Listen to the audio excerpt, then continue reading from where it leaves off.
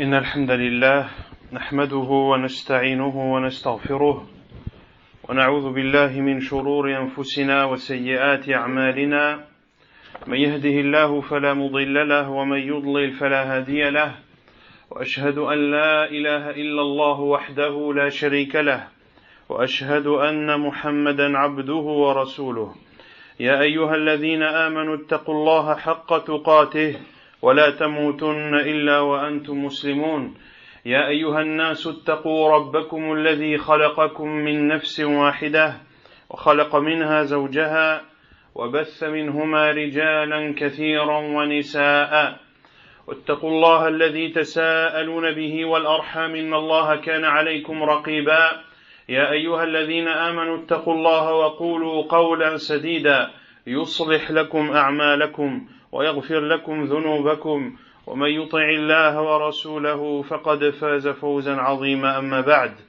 فإن خير الكلام كلام الله وخير الهدي هدي محمد صلى الله عليه وسلم وشر الأمور محدثاتها وكل محدثة بدعة وكل بدعة ضلالة وكل ضلالة في النار ما بعد. Donc on continue, Inch'Allah Ta'ala, les conférences mensuelles qui se déroulent dans cette mosquée, la mosquée l'imam Malik ibn Anas de la ville des Quevilly, des conférences qui ont lieu tous les premiers samedis de chaque mois. Le titre de la conférence de ce soir est le prophète d'Allah Sulayman alayhi salam. Il faut tout d'abord savoir qu'Allah subhanahu wa ta'ala nous a conté des histoires dans son noble livre.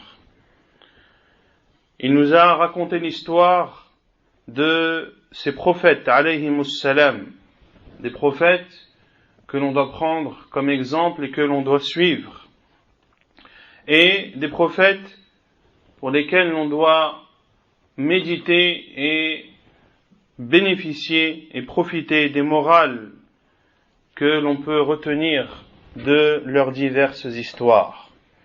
Et ces histoires, Allah Azza wa Jal nous les raconte non pas pour passer le temps, non pas pour se distraire quelques instants, mais bel et bien pour raisonner, comme le dit Allah Azza wa Jal dans son noble livre, لَقَدْ كَانَ فِي قَصَصِهِمْ عِبْرَةٌ لِأُولِي الْأَلْبَابِ. Il y a dans leur histoire des morales pour ceux doués d'intelligence. Et ces histoires que nous raconte Allah subhanahu wa ta'ala ne sont pas des histoires imaginaires, ne sont pas des histoires forgées de toutes pièces, ce sont des histoires vraies, véridiques, comme le dit Allah Azza wa Jal, Inna hadha lahu al-qasasul haqq. Et ceci est une histoire vraie. Wa ma min ilahin illa Allah. Et y a-t-il d'autre divinité qu'Allah? Inna Allah lahu al-azizul hakim. Et Allah est certes le tout-puissant et le très sage. Et il dit Azza wa Jal également, wa man asdaqu min Allahi haditha. Et qui est plus véridique que la parole d'Allah subhanahu wa ta'ala. De même que ces histoires que nous raconte Allah Azza wa Jal dans son noble livre sont les plus belles des histoires. Comme il le dit Azza wa Jal, نحن نقص عليك أحسن القصص. Nous allons te raconter les plus belles histoires. Et parmi ces histoires, l'histoire du prophète d'Allah Sulayman alayhi salam. Allah Azza wa Jal dit dans son noble livre, en surat An-Naml, verset 16 de surat Les Fourmis, وورث سليمان داود وقال يا أيها الناس علمنا منطق الطير وأوتينا من كل شيء إن هذا لهو الفضل المبين. Il dit Azza wa Jal, Sulayman hérita de Daoud alayhi salam. Sulayman est un envoyé d'Allah, fils d'un prophète qui est Daoud alayhi salam. Et il dit, c'est-à-dire Sulayman, ô vous les gens, il nous a été enseigné le langage des oiseaux, et de chaque chose une part nous a été donnée. Inna hadha lahu al-fadlu al-mubin. Et ceci est une faveur manifeste, c'est-à-dire de la part d'Allah subhanahu wa ta'ala. Ainsi, Sulayman alayhi salam a hérité de son père Daoud alayhi salam. De quoi a-t-il hérité? Il a hérité de la royauté et de la prophétie. De la prophétie et de la royauté. Ainsi, les fils d'Israël n'ont cessé d'être gouvernés par des prophètes. Tasusuhumul anbiya ont été gouvernés par des prophètes. Daoud alayhi salam était un roi et son fils Sulayman alayhi salam a hérité de lui la royauté et la prophétie. Et il ne faut pas comprendre dans la royauté les biens, car, comme l'a dit le prophète sallallahu alayhi wa sallam, وَإِنَّ الْعُلَمَاءَ وَرَثَةُ الْأَنْبِيَاءِ وَالْأَنْبِيَاءَ لَا يُوَرِّثُونَ دِينَارًا وَلَا دِرْهَمًا. Comme l'a dit le prophète alayhi salatu wassalam, les savants sont les héritiers des prophètes, et les prophètes ne laissent en héritage ni dinar, ni dirham. Ainsi, les prophètes ne laissent pas en héritage des biens matériels.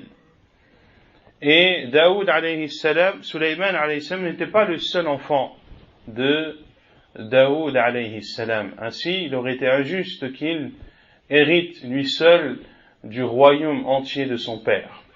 Donc, ce qu'il faut comprendre dans l'héritage ici, c'est l'héritage de la prophétie et de la royauté. Et le prophète alayhi salam dit également, Nahnu ma'ashir al-anbiya la nurath. Nous, les prophètes, nous ne laissons rien en héritage. Allah Azza wa Jal dit, en parlant de Sulayman alayhi salam, lorsqu'il a dit, ô vous les gens, il m'a été enseigné le langage des oiseaux. C'est-à-dire que Sulayman alayhi salam avait une science infuse. Il avait une immense science. Et parmi les sciences qu'il détenait alayhi salam, il y avait le langage des oiseaux, mais de façon plus générale, le langage de l'ensemble des animaux. Et ceci est tiré de la phrase qui suit lorsqu'il a dit « Wa utina min kulli shay » et de chaque chose, une part nous a été donnée. C'est-à-dire de tout ce dont a besoin un roi. Il a reçu ce que tout roi a besoin. Et le roi a besoin d'équipements, il a besoin de soldats, il a besoin d'armées et il a besoin de groupes parmi les djinns, parmi les humains, mais également parmi les animaux. Ainsi, parmi les particularités qu'avait Sulayman alayhi salam, c'est qu'il connaissait le langage des oiseaux et le langage du reste des animaux. Et Sulayman alayhi salam était reconnaissant. Cela que cette science qu'il détenait, il admet et il reconnaît que c'est une faveur de la part d'Allah subhanahu wa ta'ala. قال الله تعالى وحشر لسليمان جنوده من الجن والإنس والطير فهم يوزعون حتى إذا أتوا على واد النمل قالت نملة يا أيها النمل ادخلوا مساكنكم لا يحطمنكم سليمان وجنوده وهم لا يشعرون فتبسم ضاحكا من قولها وقال رب أوزعني أن أشكر نعمتك التي أنعمت علي وعلى والدي وأن أعمل صالحا ترضاه وأدخلني برحمتك في عبادك الصالحين. Dans ces versets 17 et 19 de Surat An-Naml, de Surat les fourmis, Allah subhanahu wa ta'ala nous informe que son serviteur et son envoyé Sulayman alayhi salam était sorti un jour en compagnie de l'ensemble de son armée, parmi les djinns, parmi les humains et parmi les oiseaux.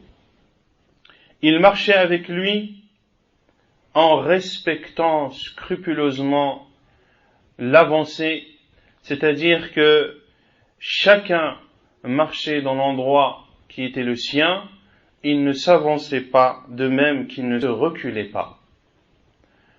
Jusqu'à arriver, comme le dit Allah Azza wa Jal, hatta idha ataw ala wadi an-naml, jusqu'à être arrivé à la vallée des fourmis. Et à cet endroit, certains ont dit que cet endroit était la vallée de Taïf, qui est à proximité de la Mecque. Ala kulli hal, l'endroit exact n'est pas important, il n'est pas nécessaire pour comprendre ce verset et pour en déduire les morales nécessaires. Une fourmi a dit: ô vous les fourmis, rentrez chez vous, de peur que Sulayman et ses armées ne vous écrasent sans s'en rendre compte. Ici, cette fourmi a ordonné aux autres fourmis de rentrer chez elle et leur a mis en garde ou les a prévenus du risque de se faire écraser, et elle a trouvé une excuse également à Sulayman alayhi salam, de même qu'à son armée lorsqu'elle a dit wahum la yash'urun, de peur qu'il ne vous écrase, de peur qu'il ne vous piétine sans s'en rendre compte. Et dans ce verset, Sulayman alayhi salam, comme le dit Allah Azza wa Jal, fatabassama dahikan min qawliha, il a souri en rigolant de sa parole, de la parole de la fourmi. Ainsi, Sulayman alayhi salam a très bien compris l'appel de cette fourmi au reste de la fourmilière, et il s'est réjoui de cette faveur qu'Allah subhanahu wa ta'ala lui a accordée, à savoir de comprendre le langage des animaux. Et ceci est une faveur qui lui a été accordée à lui seul, alayhi salam. Certains ont dit que non, que les animaux avant Sulayman parlaient aux gens, parlaient aux êtres humains, et ce n'est qu'après l'arrivée de Sulayman alayhi salam qu'il a été interdit aux animaux de s'adresser aux hommes. Ceci est faux, et si cela avait été vrai, eh bien Sulayman alayhi salam n'aurait pas remercié Allah Azza wa Jal de cette faveur dont il a bénéficié. De cette faveur dont il a bénéficié de la part d'Allah subhanahu wa ta'ala. Et parmi les points importants de l'histoire de Sulayman alayhi salam, c'est cette histoire qu'il y a eu entre lui, la huppe et la reine de Saba. قال الله تعالى وتفقد الطير فقال ما لي لا أرى الهدهد أم كان من الغائبين لأعذبنه عذابا شديدا أو لأذبحنه أو ليأتيني بسلطان مبين فمكث غير بعيد فقال أحطت بما لم تحط به وجئتك من سبأ بنبأ يقين إني وجدت امرأة تملكهم وأوتيت من كل شيء ولها عرش عظيم وجدتها وقومها يسجدون للشمس من دون الله وزين لهم الشيطان أعمالهم فصدهم عن السبيل فهم لا يهتدون ألا يسجدوا لله الذي يخرج الخبأ في السماوات الذي يخرج الخبأ في السماوات والأرض ويعلم ما تخفون وما تعلنون الله لا إله إلا هو رب العرش العظيم قال سننظر أصدقت أم كنت من الكاذبين اذهب بكتابي هذا فألقه إليهم ثم تول عنهم فانظر ماذا يرجعون قالت يا أيها الملأ إني ألقي إلي كتاب كريم إنه من سليمان وإنه بسم الله الرحمن الرحيم ألا تعلوا علي وأتوني مسلمين قالت يا أيها الملأ أفتوني في أمري ما كنت قاطعة أمرا حتى تشهدون قالوا نحن أولو قوة وأولو بأس شديد والأمر إليك فانظري ماذا تأمرين قالت إن الملوك إذا دخلوا قرية أفسدوها وجعلوا أعزة أهلها أذلة وكذلك يفعلون وإني مرسلة إليهم بهدية فناظرة بما يرجع المرسلون فلما جاء سليمان قال أتمدونني بمال فما آتاني الله خير مما آتاكم بل أنتم بهديتكم تفرحون ارجع إليهم فلنأتينهم بجنود لا قبل لهم بها ولنخرجنهم منها أذلة وهم صاغرون. Les versets 20 à 37 de Sourate An-Naml, Sourate les fourmis. Dans ces versets 20 à 37, Allah subhanahu wa ta'ala nous raconte ce qu'il y a eu entre Sulayman et la huppe, qui est cet oiseau. Et ces oiseaux se présentaient, comme pour habitude, devant Sulayman alayhi salam, les uns après les autres, pour rendre compte de la chose qui leur avait été demandée par Sulayman alayhi salam. Et comme cela est rapporté par Abdullah ibn Abbas, la tâche qui était confiée à la huppe était de parcourir les terres afin de détecter les endroits contenant de l'eau. Et Allah Azza wa Jal avait donné à cette huppe la faculté de déceler l'eau même dans les eaux, même dans les terres les plus profondes. Et lorsqu'elle détectait ces endroits d'eau, eh bien, elle montrait cet endroit, et lorsque celui-ci était creusé et exploré, eh bien, les gens profitaient de cette eau afin de subvenir à leurs besoins. Et un jour, Sulayman alayhi salam a remarqué que cette huppe n'était pas au rendez-vous. Et il a dit, comme Allah Azza wa Jalla dit, فَقَالَ مَا لِيَ لَا أَرَى الْهُدْهُدَ أَمْ كَانَ مِنَ الْغَائِبِينَ. Qu'en est-il? Je ne vois pas la huppe. Peut-être est-elle absente? لَأُعَذِّبَنَّهُ عَذَابًا شَدِيدًا. Je vais la punir sévèrement. Il l'a menacé. أَوْ لَأَذْبَحَنَّهُ أَوْ لَيَأْتِيَنِّي بِسُلْطَانٍ مُبِينٍ. Ou bien je l'égorgerai, sauf ou à moins que cette huppe ne m'apporte des arguments qui sont clairs pour justifier son absence.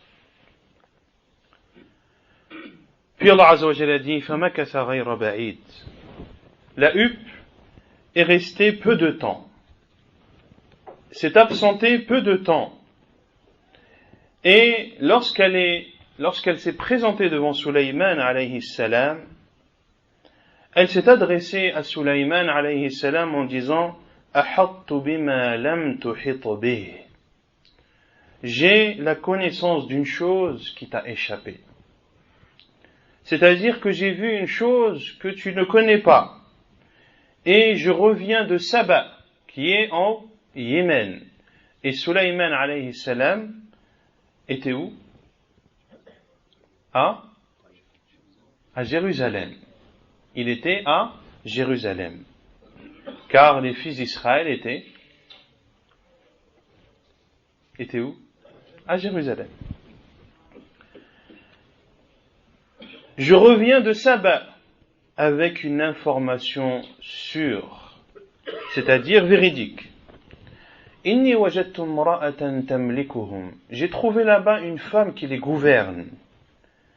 Et cette femme est dotée de toutes choses. Toute chose est à sa disposition. Walaha arshun azim. Et elle a un immense trône. La huppe décrit alors à Sulayman alayhi salam ce qu'elle a vu au Yémen, et notamment cette reine qui les gouverne, car le roi précédent n'avait pas de fils héritier, ainsi c'est sa fille qui a directement hérité de lui, une reine nommée Bilqis.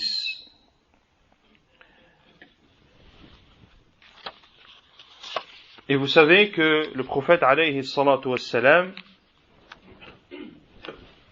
lorsque les Perses ont mis à leur tête la fille de Kisra, qui sont les rois qui gouvernent les Perses, le prophète alayhi salatu wassalam, comme cela est rapporté dans Sahih al-Bukhari, a dit « Lan yufliha qawmun wallaw amrahum imra'ah » Un peuple ne connaîtra jamais la victoire lorsqu'il est gouverné par une femme.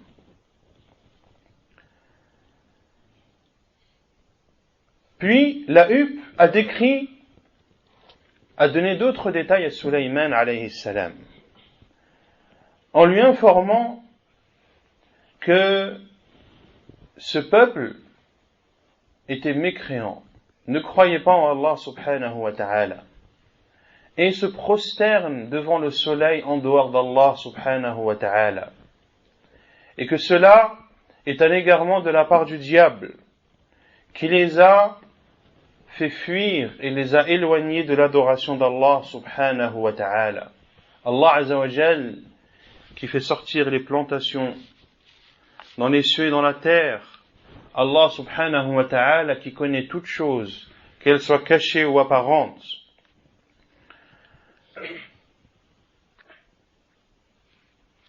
Et les savants ont déduit de cette parole de la huppe que même les animaux adorent Allah subhanahu wa ta'ala, et que même les animaux ont conscience de l'importance d'adorer Allah subhanahu wa ta'ala seul, sans ne rien lui associer, et qu'ils prennent également conscience de la gravité d'associer une autre divinité à Allah subhanahu wa ta'ala.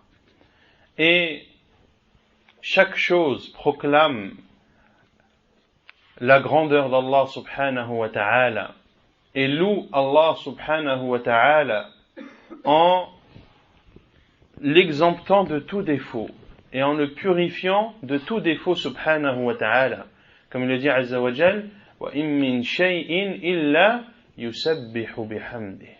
Il n'y a pas une chose sans qu'elle ne proclame la louange de son Seigneur. وَلَكِنْ لَا تَفْقَهُونَ تَسْبِيحَهُمْ. Mais vous ne comprenez pas leur glorification.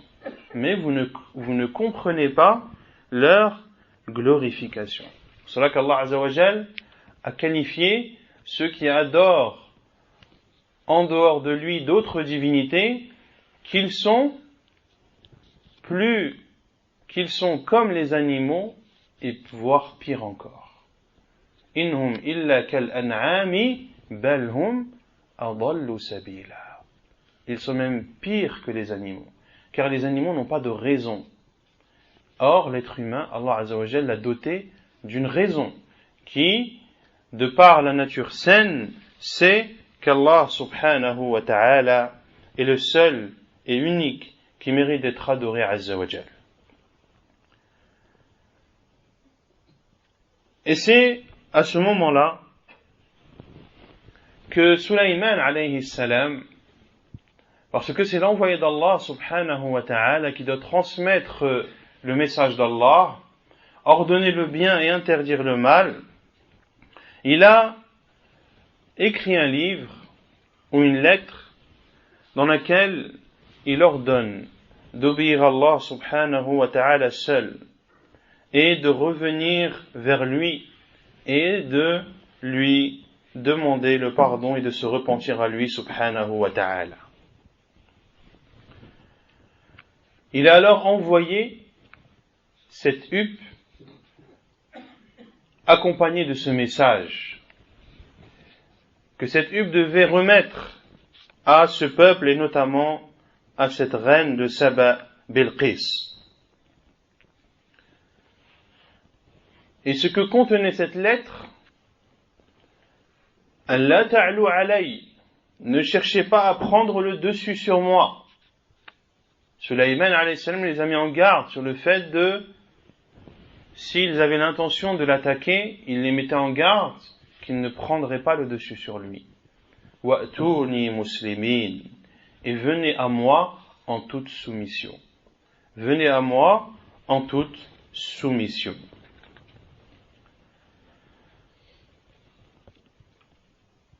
Plusieurs mufassiroun ont cité que cette huppe a pris ce livre et s'est rendue dans le palais de la reine Bilqis et l'a lancé sur cette reine lorsqu'elle était seule et isolée, c'est-à-dire elle n'était pas entourée de ses ministres, de ses conseillers, etc., qui pouvaient récupérer ce livre et en faire un mauvais usage ou voire même le dissimuler. Lorsque ce livre a été lancé et qu'elle l'a récupéré, elle a alors réuni l'ensemble de ses conseillers, de ses ministres et les notables de son peuple.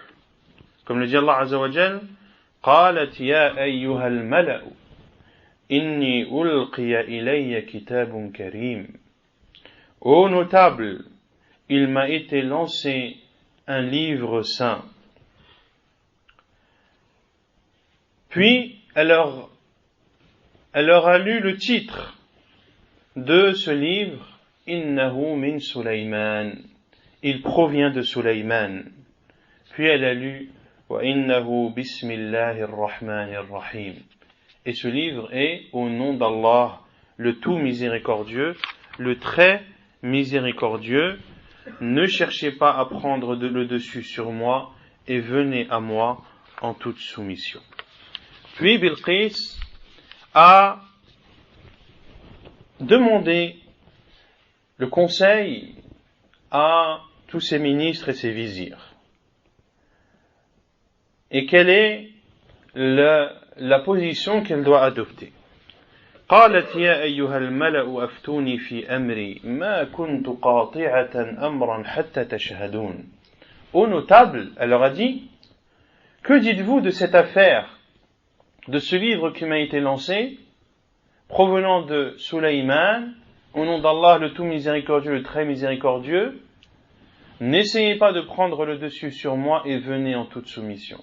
C'est-à-dire, venez en toute soumission à Allah, subhanahu wa ta'ala, et délaissez ce que vous faites comme polythéisme. Je ne déciderai rien sans votre présence. Elle a refusé de prendre toute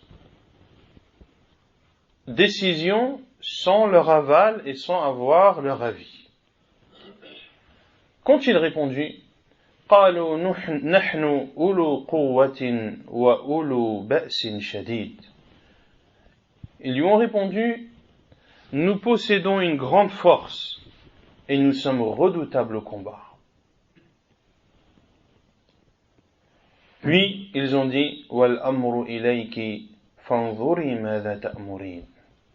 Quant à nous, nous possédons une grande force et nous sommes redoutables au combat, mais le commandement revient à toi, reine de Bilqis, reine de Saba, vois donc ce que tu ordonnes.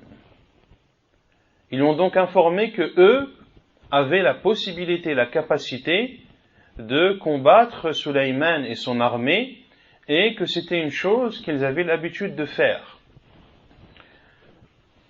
Mais, parce qu'ils respectent leur reine, ils l'écouteront et obéiront à ses commandements. Qu'est-ce qu'a dit Bilqis? قالت إن الملوك إذا دخلوا قرية أفسدوها وجعلوا أعزة أهلها أذلة وكذلك يفعلون. Elle a dit, quand les rois entrent dans une cité, ils la détruisent et en humilient les puissants. Elle leur a dit une parole vraie, pleine de sagesse et de droiture, en disant que lorsqu'un roi sort pour combattre une cité, eh bien dans la majeure partie des cas, il détruit celle-ci et humilie les puissants, c'est-à-dire ceux qui gouvernent cette cité. Puis elle leur a proposé en disant وَإِنِّي مُرْسِلَةٌ إِلَيْهِمْ بِهَدِيَّةٍ فَنَاظِرَةٌ بِمَا يَرْجِعُ الْمُرْسَلُونَ. Je vais leur envoyer des présents, des cadeaux, et je verrai avec quoi retournera l'émissaire.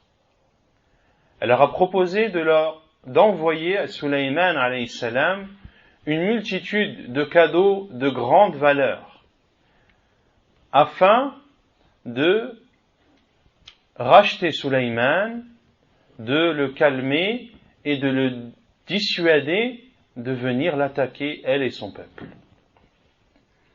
Et elle a dit, et je verrai bien avec quoi reviendront les émissaires. Puis Allah Azza wa Jalla dit فَلَمَّا جَاءَ سُلَيْمَانَ قَالَ أَتُمِدُّونَنِ بِمَالٍ فَمَا آتَانِيَ اللَّهُ خَيْرٌ مِّمَّا آتَاكُمْ بَلْ أَنْتُمْ بِهَدِيَّتِكُمْ تَفْرَحُونَ. Sulayman, quand l'émissaire arriva à Sulayman alayhi salam, Sulayman alayhi salam lui a dit, est-ce un cadeau que vous faites? Ce qu'Allah m'a donné est meilleur que ce que vous apportez. Bal antum bihadiyatikum tafrahun. C'est plutôt vous qui vous réjouissez de vos cadeaux. C'est vous qui profitez de votre richesse et vous vous réjouissez lorsque vous offrez quelque chose. Quant à ce que vous tentez de m'offrir, eh bien Allah Azza wa Jalla m'a donné bien meilleur. Puis Sulayman alayhi salam a dit à cet émissaire, Irji' ilayhim, retourne à eux, et je garantis que je leur renverrai une armée à laquelle ils ne pourront pas faire face. وَلَنُخْرِجَنَّهُمْ مِنْهَا أَذِلَّةً وَهُمْ صَغِرُونَ.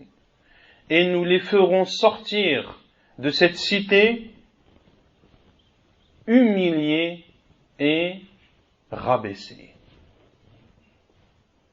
Sulayman alayhi salam n'a en aucun cas accepté ces cadeaux.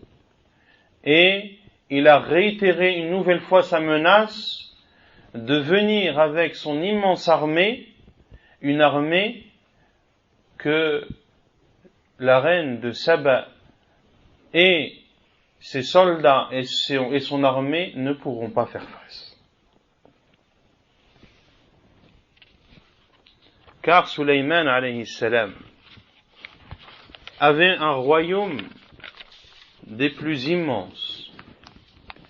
Et il a même invoqué Allah subhanahu wa ta'ala de lui accorder un royaume sans précédent et que personne ne pourra avoir après lui. Ainsi le royaume de Sulayman alayhi salam et tout ce qu'il possédait, personne avant lui ne l'a possédé et personne après lui ne le possédera.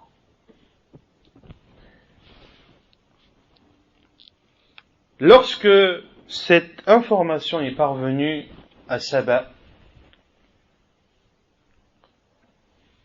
sur le champ, ils se sont soumis et sont sortis accompagnés de leur reine en direction où pour aller rejoindre Sulayman alayhi salam. Lorsque Sulayman alayhi salam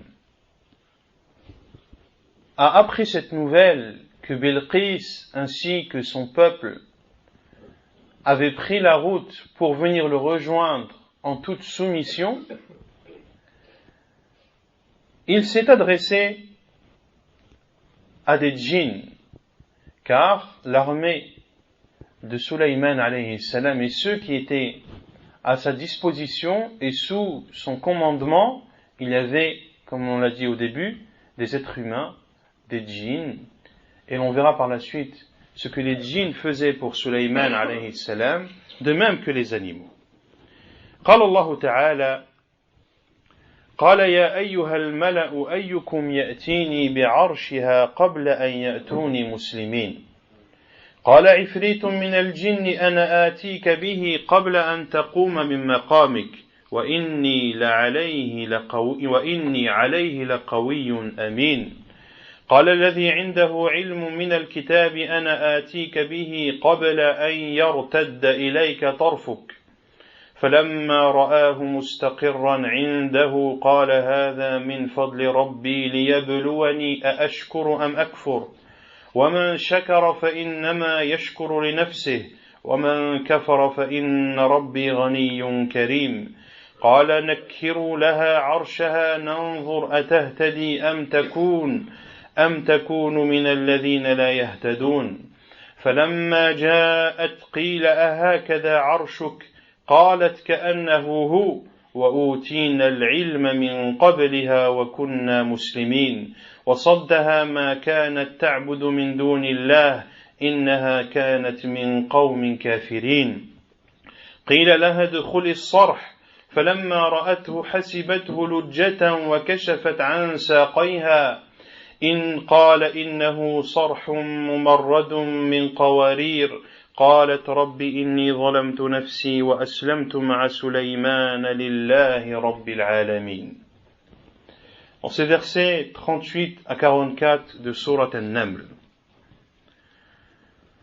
lorsque Sulayman alayhi salam a su que Bilqis venait, il a demandé à des djinns de lui amener le trône de Bilqis, le trône de la reine de Saba, qui elle était sur la route pour rejoindre Sulayman. Et un redoutable parmi les djinns a dit: je peux te l'apporter avant que tu ne te lèves de ta place.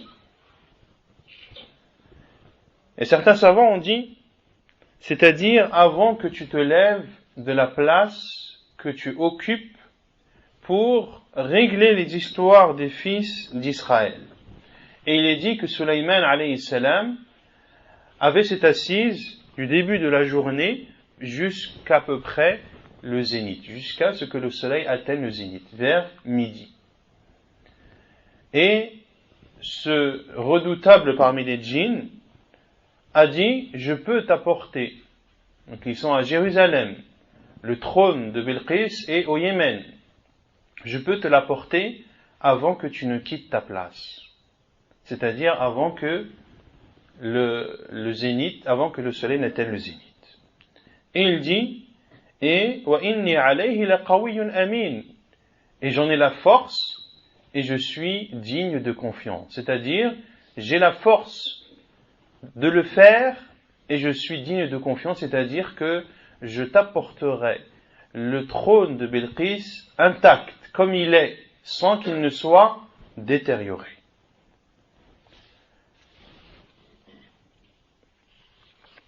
Et un autre, Allah Azza wa Jalla dit, قال الذي عنده علم من الكتاب.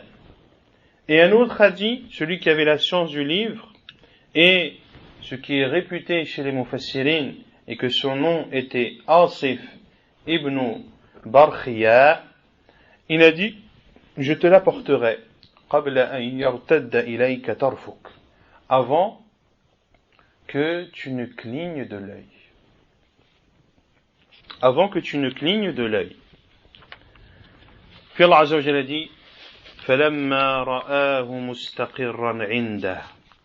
Et lorsque Sulayman a vu le trône installé devant lui, avant même qu'il ne cligne de l'œil, ce djinn est parti au Yémen, a pris cet immense trône de Bilqis et l'a installé devant Sulayman alayhi salam. Quelle a été la réaction de Sulayman alayhi salam? قال هذا من فضل ربي. Ceci est une faveur de mon Seigneur. ليبلوني أأشكر أم أكفر. Afin qu'il me teste, serais-je reconnaissant ou alors ingrat? وَمَنْ شَكَرَ فَإِنَّمَا يَشْكُرُ لِنَفْسِهِ. Et celui qui est reconnaissant, il est reconnaissant envers soi-même. وَمَنْ كَفَرَ فَإِنَّ رَبِّي غَنِيٌّ كَرِيمٌ. Et celui qui est ingrat, Allah est celui qui se passe. C'est-à-dire qu'Allah Azza wa Jal se passe de la reconnaissance des reconnaissants, de même qu'Allah Azza wa Jal n'est en aucun cas touché par la mécréance des mécréants. Puis Sulayman alayhi salam, lorsque le trône de Bilqis était installé devant lui, a demandé qu'on le modifie et qu'on le transforme afin de tester l'intelligence de Bilqis. Comme il a dit, Nanzur, comme l'a dit Allah Azza wa Jal, afin de voir si elle est guidée ou si alors elle ne l'est pas. Et lorsque la reine de Saba est arrivée, comme l'a dit Allah Azza wa Jal, فَلَمَّا جَاءَتْ قِيلَ أَهَكَذَا عَرْشُكَ. Et lorsqu'elle est arrivée, on lui a dit, est-ce que ton trône est comme celui-ci? قَالَتْ كَأَنَّهُ هُوَ. Elle a dit, c'est comme s'il lui ressemblait. Et ceci, comme le disent les Mufassiroun, montre l'intelligence de cette reine et la raison droite qu'elle avait, car elle ne savait pas qu'il était possible de transporter son trône en une durée aussi courte et de transporter un trône aussi immense et aussi truffé de joyaux, de bijoux et d'autres pierres précieuses. Puis Allah Azza wa Jalla a dit, وَصَدَّهَا, Sulayman alayhi salam a dit, وَأُوتِينَا الْعِلْمَ مِنْ قَبْلِهَا وَكُنَّا مُسْلِمِينَ وَصَدَّهَا مَا كَانَتْ تَعْبُدُ مِنْ دُونِ اللَّهِ إِنَّهَا كَانَتْ مِنْ قَوْمٍ كَافِرِينَ. Ce qu'elle adorait en dehors d'Allah Azza wa Jal l'a fait dévier de l'adoration d'Allah subhanahu wa ta'ala. Et elle a suivi dans cela ses ancêtres qui adoraient et se prosternaient devant le soleil. Sulayman alayhi salam avait entre-temps ordonné que l'on lui construise un palais de cristal et de faire dans ce palais de cristal des passages d'eau et de recouvrir ces passages d'eau d'une autre couche de cristal et d'y mettre à l'intérieur des poissons et autres animaux marins. Et il a été demandé à Bilqis de rentrer dans ce palais. Sulayman alayhi salam était installé sur son trône, et lorsqu'elle a vu ce palais, comme le dit Allah Azza wa Jal, فَلَمَّا رَأَتْهُ حَسِبَتْهُ لُجَّةً. Lorsqu'elle a vu ce palais, elle a cru que c'était une eau profonde. وَكَشَفَتْ عَنْ سَاقَيْهَا. Et elle a dévoilé ses mollets, car elle pensait être mouillée, elle pensait mouiller ses vêtements. Et Sulayman alayhi salam lui a dit, قَالَ إِنَّهُ صَرْدٌ مُمَرَّدٌ مِنْ قَوَارِيرٍ. Ceci est un palais pavé de cristal. Et c'est là où Bilqis a proclamé son islam et a dit, قالت رب إني ظلمت نفسي. Ô Seigneur, j'ai offensé ma propre personne. وأسلمت مع سليمان لله رب العالمين. Et je me suis soumise avec Sulayman à Allah, le Seigneur des mondes. Sulayman alayhi salam avec les chevaux de course. C'est aussi un récit que nous a raconté Allah subhanahu wa ta'ala. Lorsqu'il a dit Azza wa Jal وَوَهَبْنَا لِدَاوُودَ سُلَيْمَانَ نِعْمَ الْعَبْدُ إِنَّهُ أَوَّابٌ إِذْ عُرِضَ عَلَيْهِ بِالْعَشِيِّ الصَّافِنَاتُ الْجِيَادِ فقال إني أحببت حب الخير عن ذكر ربي حتى توارت بالحجاب ردوها علي فطفق مسحا بالسوق والأعناق ولقد فتنا سليمان وألقينا على كرسيه جسدا ثم أناب قال رب اغفر لي وهب لي ملكا لا ينبغي لأحد من بعدي إنك أنت الوهاب فسخرنا له الريح تجري بأمره رخاء حيث أصاب والشياطين كل بناء وغواص وآخرين مقرنين في الأصفاد هذا عطاؤنا فمن أو أمسك بغير حساب وإن له عندنا لزلفى وحسن مآب. Dans ces versets de sourate Sad, les versets 30 à 40, Allah Azza wa Jal cite qu'il a offert à Daoud alayhi salam Sulayman. Et quel bon serviteur qu'est Sulayman, qui était repentant vers Allah subhanahu wa ta'ala. Puis Allah Azza wa Jal a cité le récit de Sulayman alayhi salam avec ses chevaux de course. As-Safinatul Jiyad. Comme Allah Azza wa Jal les a qualifiés de Safinat Jiyad. As-Safinat, ce sont les chevaux qui peuvent rester debout sur 3 pattes. Et Al-Jiyad, ce sont les chevaux qui sont extrêmement rapides. Et l'armée ou les chevaux de Sulayman alayhi salam lui ont été présentés. Certains mufassiroun disent qu'ils étaient au nombre de 10 000, d'autres citent le nombre de 20 000. 20 000 chevaux qui, tous aussi beaux les uns que les autres, tous aussi ravissants et rapides, ont été présentés à Sulayman alayhi salam. Puis Allah Azza wa Jalla dit فَقَالَ إِنِّي أَحْبَبْتُ حُبَّ الْخَيْرِ عَنْ ذِكْرِي.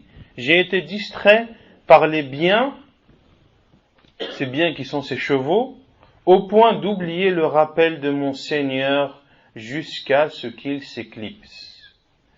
Et ici, il y a 2 interprétations connues des savants, des mufassiroun. Le premier est que les chevaux ont été présentés à Sulayman alayhi salam au point qu'il ait été distrait du rappel de son Seigneur jusqu'à ce que le soleil s'éclipse. Et il est dit que Sulayman alayhi salam, dans sa religion, il y avait une prière qui devait être accomplie avant le coucher du soleil. Et en voyant défiler ses chevaux devant lui, cela l'a distrait du rappel d'Allah jusqu'à ce que le soleil se soit couché. فَطَفِقَ مَسْحًا قَالَ رُدُّوهَا عَلَيْهِ فَطَفِقَ مَسْحًا بِالسُّوقِ وَالْأَعْنَاقِ. Puis Allah Azza wa Jalla dit sur le sens, ramenez-les-moi, c'est-à-dire ces chevaux. Alors il se mit à leur couper les pattes et le cou. Ceci est une des interprétations. Que Sulayman alayhi salam a regretté cela et a demandé à ce qu'on lui ramène les chevaux qui lui avaient été au préalable présentés afin de leur couper les pattes et le cou. Ceci est une des interprétations. L'autre interprétation est jusqu'à ce qu'ils s'éclipsent, c'est-à-dire les chevaux. Ils ont dit, et parmi eux l'imam At-Tabari, que les chevaux ont été présentés à Sulayman alayhi salam jusqu'à ce que le dernier disparaisse et ne soit plus visible. Puis il a demandé à ce qu'on les ramène, ramener les moi, et il a touché ou il a essuyé leur crinière ou leur cou ainsi que leurs pattes pour les essuyer la sueur de ses chevaux. Et ceci en guise d'affection envers ses chevaux. Et c'est la deuxième interprétation, car, comme le dit l'imam At-Tabari, rahimahullah ta'ala, car il n'appartenait pas, ou il n'appartient pas à Sulayman de châtier des animaux qui n'ont pas fait de péché et d'erreur. Et la majorité des mufassiroun sont du premier avis, que Sulayman alayhi salam a coupé les pattes et le cou de ses chevaux. Et ils ont répondu au fait qu'il est autorisé de tuer des animaux lorsqu'il y a dans cela un bénéfice. Comme le dit Al-Hafid ibn Kathir, rahimahullah ta'ala, lorsqu'il dit que lorsque des musulmans ont peur que les kuffars prennent leur bétail ou leurs animaux lors d'un combat pour qu'ils puissent les utiliser ou s'en nourrir, qu'il est autorisé de tuer ces animaux que les non-musulmans s'apprêtent à récupérer, et également qu'il est autorisé de faire en sorte que la viande de ces animaux ne soit plus consommable. Et il cite également ce qu'a fait Ja'far ibn Abi Talib, radiyallahu ta'ala anhu, dans la bataille de Mu'tah, lorsqu'il a égorgé son cheval, pour que les kuffars ne l'utilisent pas contre les musulmans, ou afin qu'ils n'en profitent pas. Et les chevaux de Sulayman alayhi salam, comme je l'ai dit, certains mufassiroun disent qu'ils étaient 10 000, d'autres annoncent le chiffre de 20 000. Et parmi ces 20 000, ou parmi ces chevaux, il y en avait qui étaient dotés de 2 ailes. Il y en avait qui étaient dotés d'ailes. Et la preuve est le hadith rapporté par Abu Daoud dans ses Sunan, un hadith authentique, dans lequel le prophète sallallahu alayhi wa sallam, qui est le hadith de Aïcha radiyallahu anha, lorsque le prophète sallallahu alayhi wa sallam est parti pour participer à la bataille de Tabouk ou de Khaybar, il a vu dans l'armoire de Aïcha radiyallahu anha, qui était recouverte d'un voile ou d'un rideau. Et ce voile ou ce rideau a été soulevé par le vent et a donc laissé apparaître ce qu'il y avait dans cette armoire. Et parmi les choses qu'il y avait les poupées de Aïcha radiyallahu anha. Le prophète sallallahu alayhi wa sallam a dit à Aïcha: oh Aïcha, qu'est-ce que ceci? Elle a dit: ce sont mes poupées. Et le prophète sallallahu alayhi wa sallam a dit: je vois entre elles, c'est-à-dire entre ces poupées, des chevaux. Hamakallah. Le prophète sallallahu alayhi wa sallam a dit: mais que vois-je au milieu de ces poupées? Elle a dit: ce sont des chevaux. Puis le prophète sallallahu alayhi wa sallam a dit: et qu'y a-t-il sur ces chevaux? Elle a dit: 2 ailes.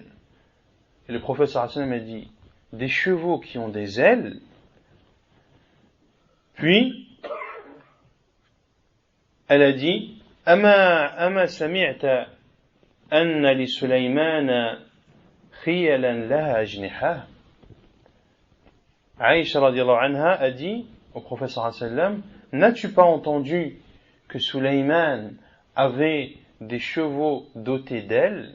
Et le prophète sallallahu alayhi wa sallam a souri au point de montrer ses molaires. Et ce sourire du prophète sallallahu alayhi wa sallam est une approbation. Et lorsque Sulayman alayhi salam, selon l'avis de la majorité des mufassiroun, a délaissé ses chevaux et les a tués pour Allah subhanahu wa ta'ala, car il les avait distraits du rappel d'Allah azza wa jal, eh bien Allah azza wa jal lui a remplacé ses chevaux par une chose bien meilleure. Et le hadith à ce sujet est connu, dans lequel le prophète sallallahu alayhi wa sallam a dit: Man taraka shay'an lillah awwadahu Allahu khayran minhu. Celui qui délaisse une chose pour Allah, Allah la lui remplace par une chose meilleure. Et Allah azza wa jal a accordé à Sulayman alayhi salam comme moyen de locomotion ou comme moyen de déplacement le vent. Le vent.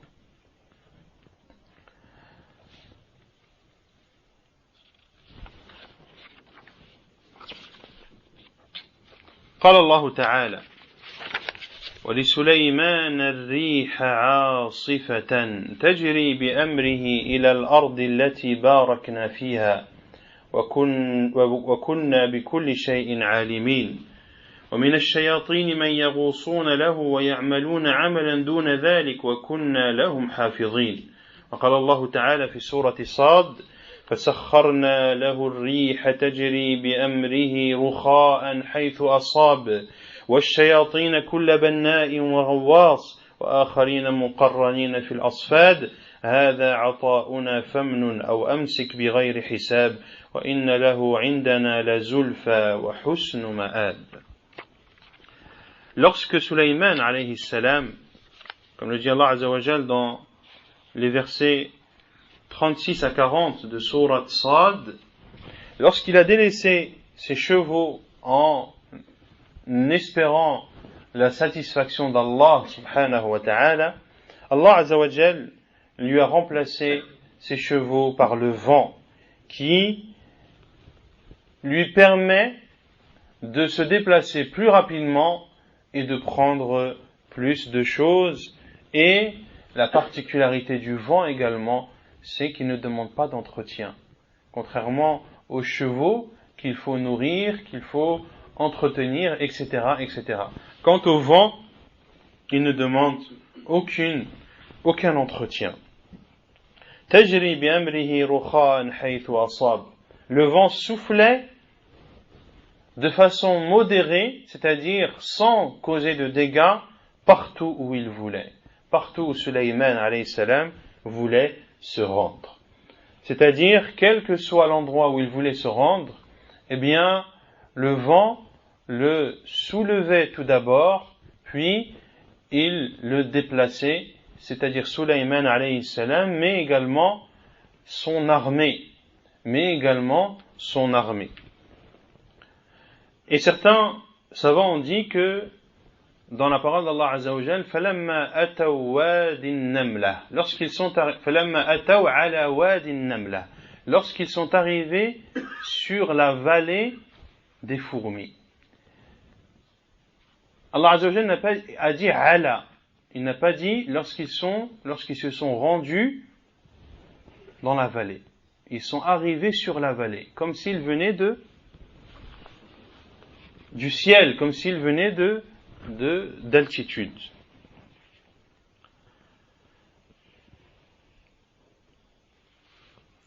Et Allah Azza wa Jal nous cite la vitesse de ce vent. Dans Surat Saba, les versets 11 et 13. وَلِسُلَيْمَانَ الرِّيحَ غُدُوُّهَا شَهْرٌ وَرَوَاحُهَا شَهْرٌ. Et à Sulayman, le vent qui parcourait 1 mois de marche en une matinée et la même distance en un après-midi. Donc en une journée, le vent permettait à Sulayman alayhi salam de parcourir la distance de 2 mois de marche. Allah Azza wa Jal lui a également, comme il le dit dans Surat Saba, وَأَسَلْنَا لَهُ عَيْنَ الْقِطْرِ. et nous avons fait couler pour lui la source de cuivre. Le cuivre qui était un métal indispensable pour construire les différents équipements, notamment les équipements lui permettant d'équiper son armée. ومن الجن من يعمل بين يديه بإذن ربه ومن يزغ منهم عن أمرنا نذقه من عذاب أليم من عذاب السعير.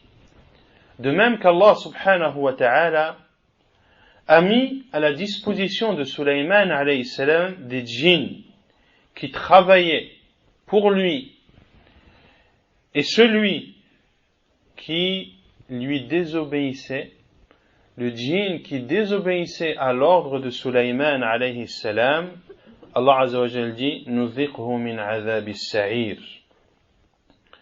Allah azza wa jalla lui faisait goûter un châtiment, le châtiment du feu.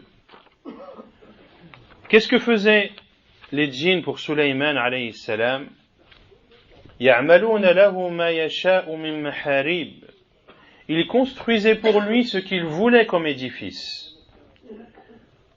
Maharib, soit ce sont des édifices agréables, ou soit ce sont des endroits d'adoration. Car al-mihrab, c'est un endroit d'adoration, et il a été appelé mihrab car il a pour origine al-harb, le combat. Car dans un endroit d'adoration, tu es en combat avec qui? Avec le shaitan. وتماثيل يعملون له ما يشاء من محاريب وتماثيل. Ils construisaient aussi pour lui des statues.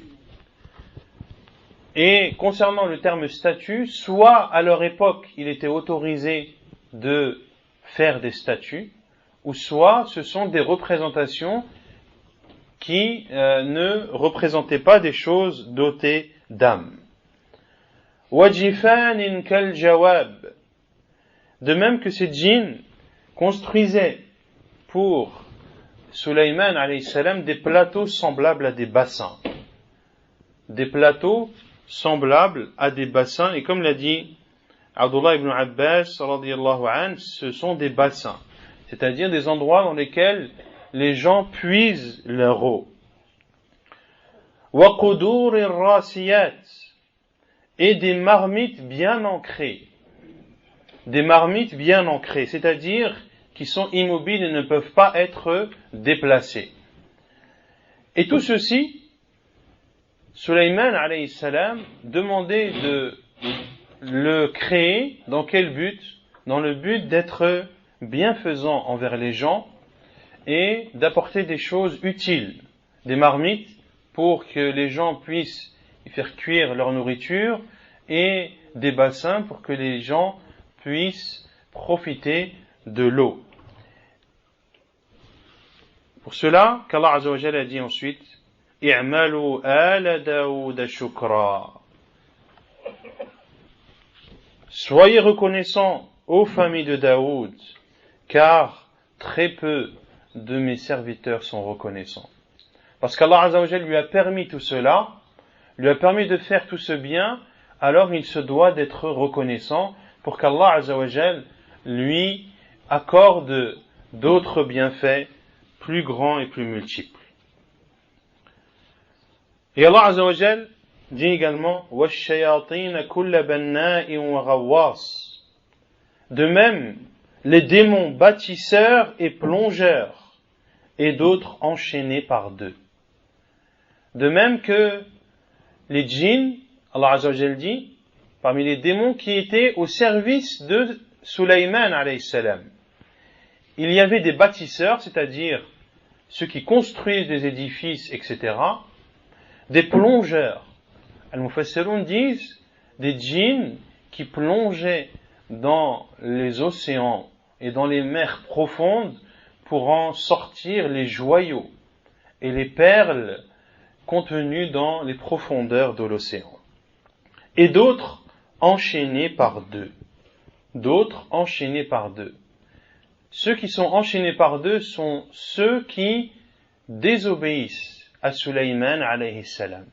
Et l'on voit dans tout cela que le royaume de Sulayman alayhi salam était le plus fort car c'était le plus organisé.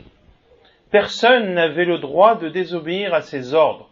Pour cela que le royaume de Sulayman alayhi salam et son armée étaient la plus forte et la plus puissante. Les djinns qui vous refusaient de répondre et d'obéir aux ordres de Sulayman alayhi salam étaient enchaînés par deux.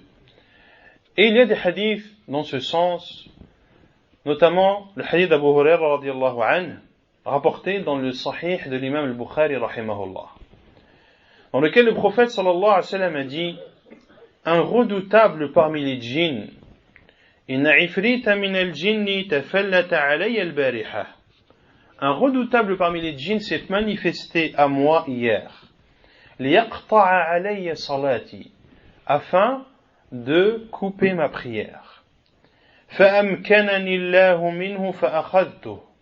Allah Azza wa Jal m'a permis d'avoir le dessus sur lui et de le saisir. فأردت أن أربطه إلى سارية من سوار المسجد حتى تنظروا إليه كلكم.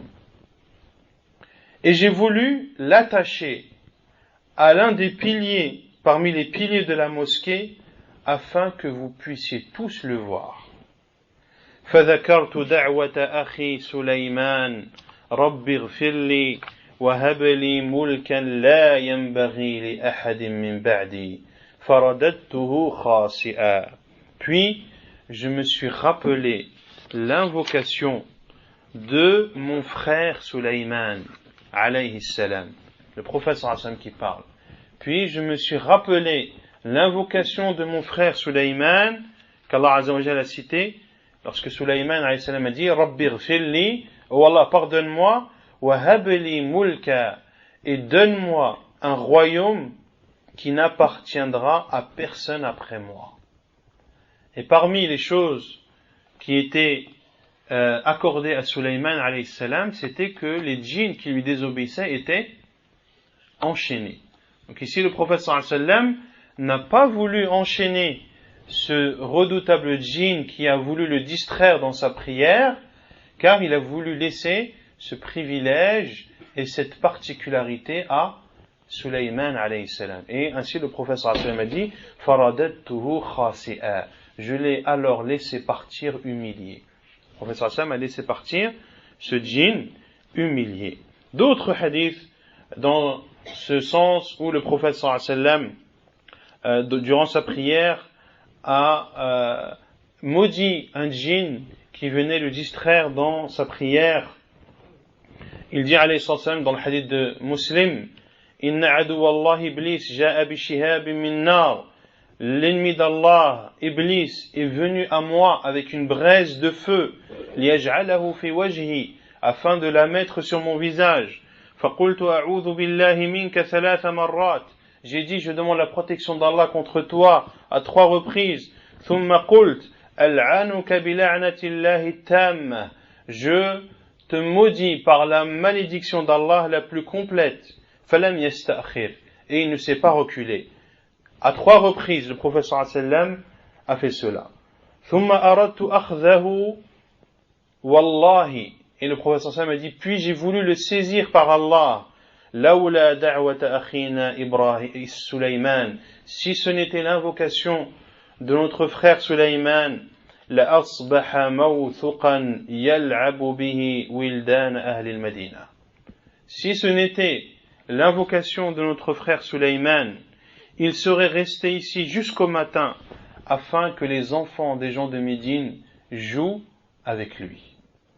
Jouent sur lui, yani se moquent de lui, et joue dans le sens de le rabaisser et de l'humilier.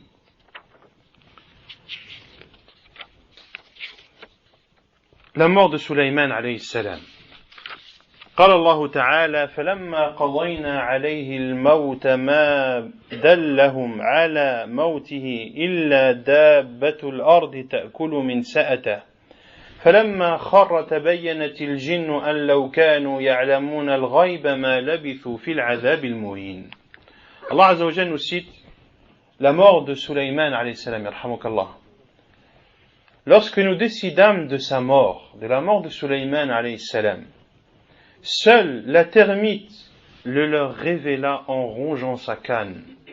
Et quand il s'écroula, il apparut clairement que si les djinns connaissaient les choses cachées, ils ne seraient pas restés à subir l'humiliant